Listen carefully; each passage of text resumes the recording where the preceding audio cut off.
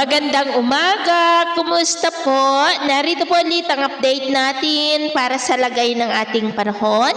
Ngayong umaga po ng January 30, 2026. Sa ngayon po ay patuloy pa rin na hanging amihan o northeast monsoon ang hangin po na umiihip sa malaking bahagi po ng ating bansa. Walang anumang aktibong sama ng panahon sa loob at labas ng ating area of responsibility. Pero sa atin pong wind map ay consistent na may namamataan na posibleng LPA na maaari na mabuo sa unang mga araw ng susunod na buwan at ang development po ng mga yan ang ating babantayan kung matutuloy po o hindi, at ito naman ay pinapakita ng forecast model natin pong ginagamit hanggang po sa susunod na 2 linggo. At sa lagay ng ating panahon, ngayong madaling araw po ay maayos naman ang panahon sa malaking bahagi ng bansa, pero may tsansa pa rin ng mga isolated rains, lalo na po sa mga lugar na nakaharap sa Pacific Ocean, sa silangan po ng Cagayan Valley, Infanta, Polillo Island,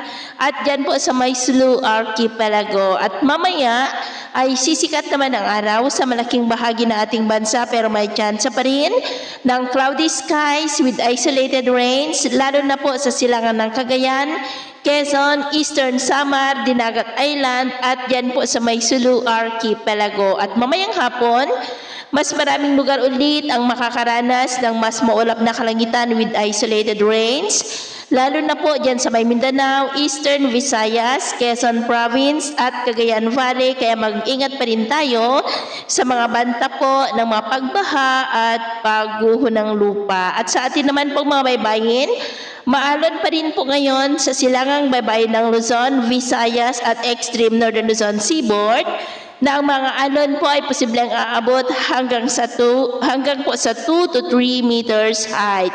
Kaya hanggat maaari ay iwasan na po muna natin ang papalaot dyan sa mga may kulay pula para mas makaiwas sa mga sakunang pangkaragatan. So yun po ng latest update natin sa araw na ito. Ako po muli si James na nagsasabing sa kahit na pagsubok po na darating sa ating buhay, huwag po tayong mawawalan ng pag-asa. Thank you and God bless!